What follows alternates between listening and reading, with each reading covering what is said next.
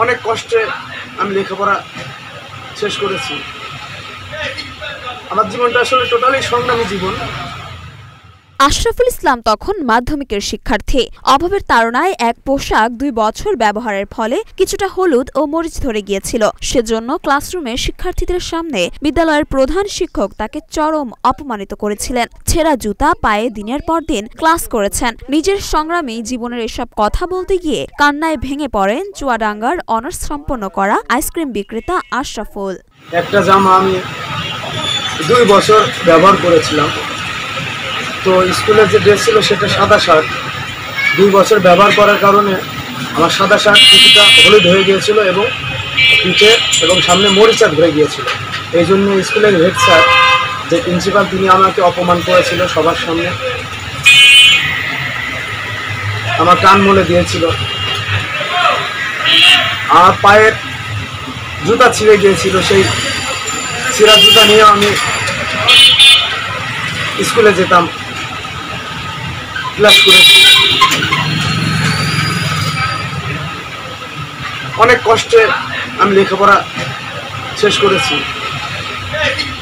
আমার জীবনটা আসলে টোটালি সংগ্রামী জীবন। দারিদ্র ফ্যামিলির ছেলে আমি। আমার লেখাপড়ার মাঝে অনেক বাধা এসেছে, অনেক বিপত্তি এসেছে।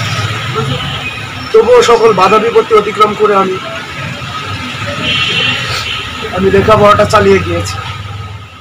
তিনি চুয়াডাঙ্গা সদর উপজেলার আলুকদিয়া ইউনিয়নের দৌলতদিয়ার গ্রামের সদরপাড়ার আবুল কালামের ছেলে। আশরাফুল ইসলাম ৩ ভাই বোনের মধ্যে সবার বড়।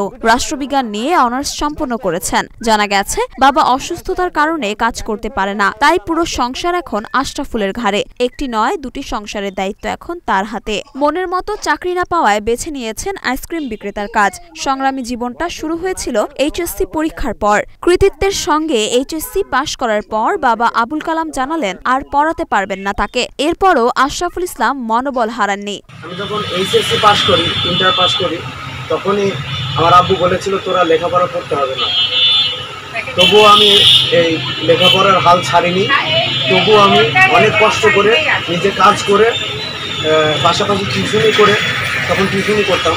টিউশনি করে হলেও আমার মনের জোর ছিল যে আমি অনার্স মাস্টার্স কমপ্লিট করব। অনার্স মাস্টার্স যেভাবেই হোক করবো। এই জন্য অনার্স অ্যাডমিশন নিয়ে অনার্স রাষ্ট্রবিজ্ঞান ডিপার্টমেন্ট নিয়ে আমি অনার্স কমপ্লিট করেছি। ২০১১ সালে চুয়াডাঙ্গা আদর্শ উচ্চ বিদ্যালয় থেকে মাধ্যমিক ও চুয়াডাঙ্গা পৌর ডিগ্রি কলেজ থেকে উচ্চ মাধ্যমিক পরীক্ষায় উত্তীর্ণ হন। এরপরে ২০২২ সালে আলমডাঙ্গার MS জোহা কৃষি কলেজ থেকে অনার্স সম্পন্ন করেন। এরপর করোনা শুরু হওয়ায় মাস্টার্সে ভর্তি হতে না পারলেও এখন প্রস্তুতি চলছে বলে জানিয়েছেন আশরাফুল ইসলাম। এসএসসি পাস করেছি ২০১১ সালে আদর্শ হাইস বিদ্যালয় থেকে, আদর্শ স্কুল থেকে। আর ইন্টার পাস করেছি, এইচএসসি পাস করেছি চুয়াডাঙ্গা পৌর ডিগ্রি কলেজ থেকে। আর অনার্স কমপ্লিট করেছি, অনার্স পাস করেছি আলমডাঙ্গা MS জোহা কৃষি কলেজ থেকে। অনেক চাকরি ট্রাই করেছি, বেতন সেরকম সুবিধা হয়নি স্থানীয় পর্যায়ে, সেজন্য চাকরি আমি করিনি।